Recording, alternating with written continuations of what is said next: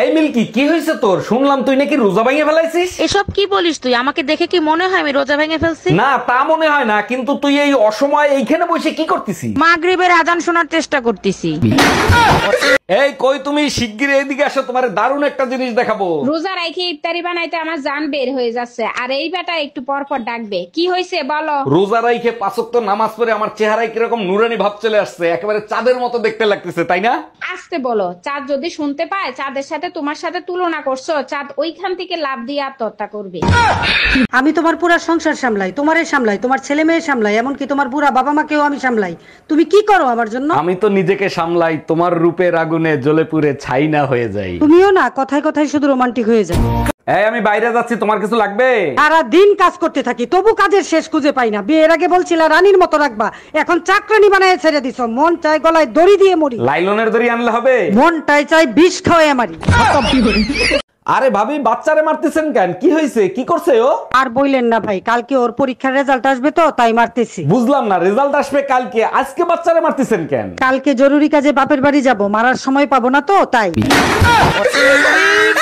এই টুম্পা, তোমার ছেলের মনে হয় খিদা লাগছে, আরে কিছু খাওয়াও। কিছুক্ষণ আগে ওরে খাওয়াইছি, তুমি এক কাজ করো, ওরে 1 গ্লাস পানি খাওয়াও। আচ্ছা ঠিক আছে। আর শোনো, পানি খাওয়ানোর আগে ফুটিয়ে নিও। ছেলেরে ফুটাইলে ছেলের কোনো ক্ষতি হবে না তো? আমি পানি ফুটাতে বলছি, ছেলে কোথায়? Bye bye. এই টুম্পা, তোমার ছেলে ফিডার খাইতে চায় না, কি করব? না খাইলে কি আর করবা, ফ্রিজে রেখে দাও। আচ্ছা ঠিক আছে, নরমালে রাখবো না ডিপে রাখবো? ডিপে রাখলে বরফ হয়ে যাবে, নরমালে রাখো। আচ্ছা। এই তোমার না ফিডার ফ্রিজে রাখতে বলছি? তুমি ফিডার ফ্রিজে রাখতে বলছিলা? এই তুমি কি ফ্রিজে রাখছো? আরে ভাবি, কি হয়েছে? মন খারাপ কেন? আরে ভাই বললেন না, কাজের মেয়েটা চাকরি ছেড়ে চলে গেছে। এটা তো আপনার জন্য খুবই কষ্টদায়ক। আচ্ছা, আপনিও তো ভাবির সাথে ঘরের কাজ করেন, তা আমার কাজগুলো করেন না, যা চান তাই দিব। লেনদেনে সমস্যা হবে না, যেটা আমার বউ দেয় সেটা দিলেই হবে। ভাবি তো মাঝে মাঝে পুতা দিয়ে এসেছে, সেটা দিলে হবে।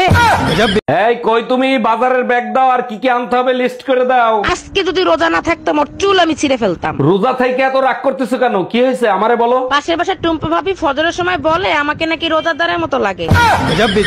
আসসালামু আলাইকুম ভাই, রমজান মোবারক। রোজা কি আছেন? ওয়ালাইকুম আসসালাম ভাবি, রমজান মোবারক। না ভাবি, কাল সারা রাত অনলাইনে ছিলাম তো সেহরি খাইতে উঠতে পারি নাই। ফেরেশতারা রমজান মাসে শয়তানের সাথে সাথে যদি ইন্টারনেটও বন্ধ করতো তাহলে সবাই রোজাও রাখতো, নামাজও পড়তো। এইটা ভাবি আপনি সঠিক কথা বলছেন, এই কথাগুলো আমি অনলাইনে পোস্ট করব।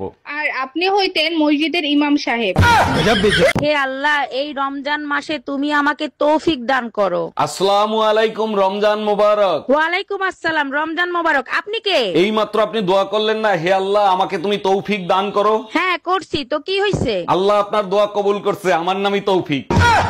ভাই, রমজান মাসে বেশি বেশি দোয়া করবেন, তাতে সওয়াবও বেশি পাবেন, গুনাহও মাফ পাবেন। আরে ভাবি, আমি জানি তো রমজান মাসে দোয়া করলে সওয়াবও বেশি হয়, গুনাহও মাফ হয়, তাই তো বেশি বেশি দোয়া করি। সত্যি ভাই, শুনে খুবই খুশি হলাম। তা কি কি দোয়া করেন? একটাই দোয়া করি, হে আল্লাহ গত রমজান থেকে এই রমজান পর্যন্ত যত গুনাহ করছি সব গুনাহ তুমি তাদের খাতায় লিখে রাখো যারা আমার এই ভিডিওটা দেখবে।